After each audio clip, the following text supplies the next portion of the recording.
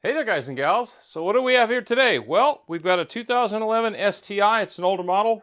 It's got the lemon squeezer safety, and we're going to go through it. We're going to tear it apart, and we're going to make sure, check for any worn out parts and stuff and replace as we need.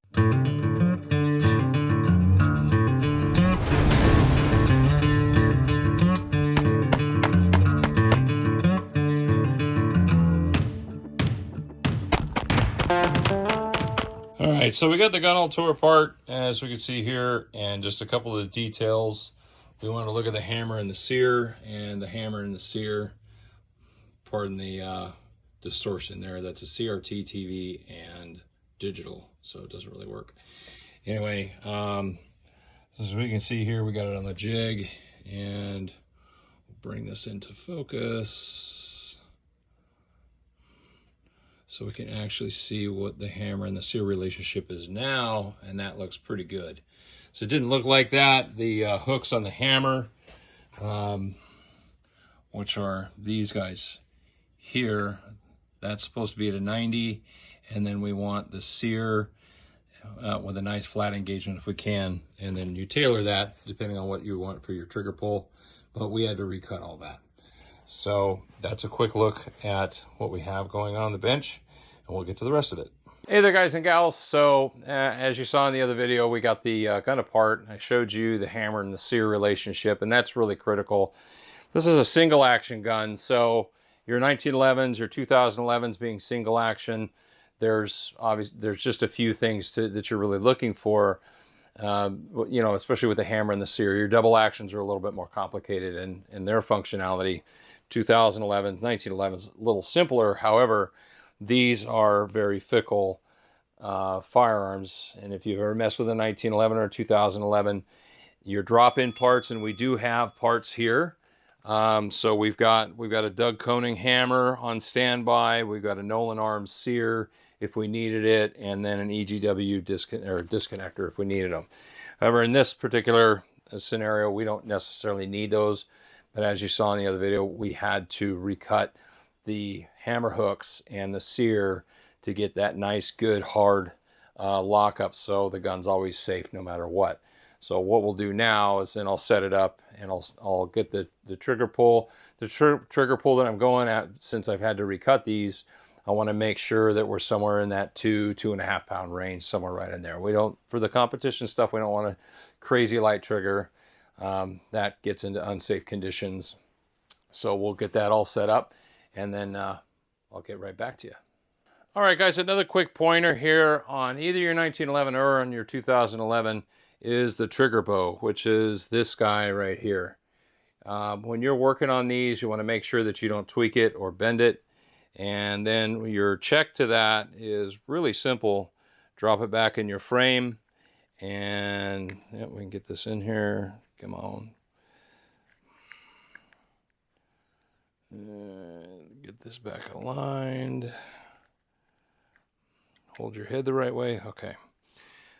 And what you're checking for here is to make sure that this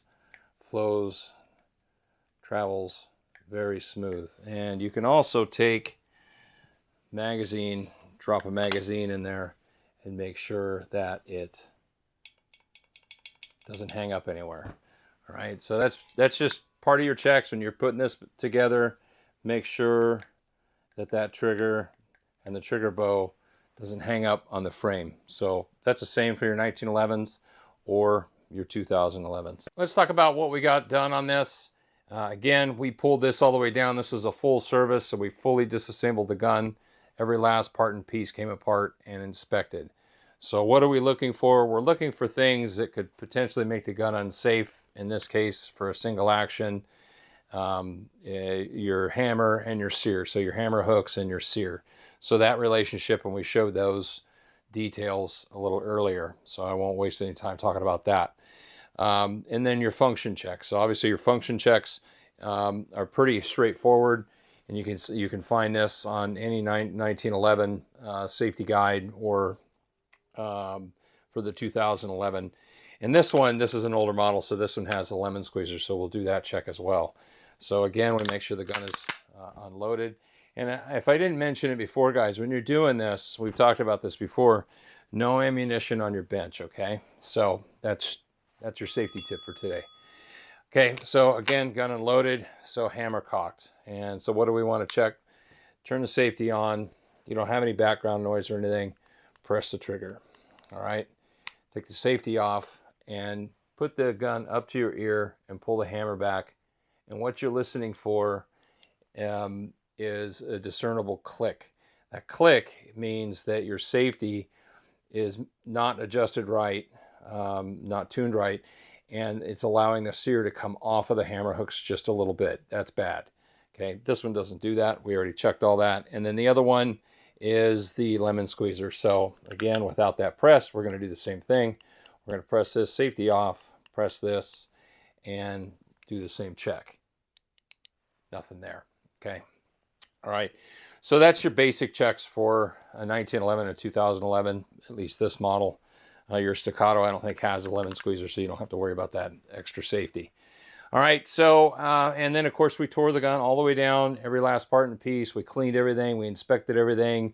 We looked at the extractor, make sure the extractor was tuned correctly. Firing pins.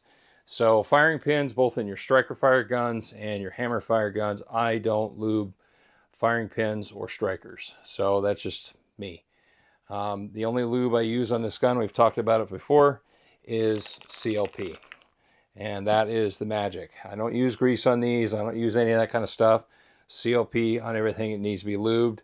1911, kind of like a Chevy, they like to be wet. If it's not leaking, well, then it's probably dry, and it's not going to run real well for you. Some guns, you can run them dry. Your 1911s or 2011s, no, not so much. That's more my opinion. You do you. Anyway, so that's the 101 on a quick tear down and inspection and tune up on a STI 2011.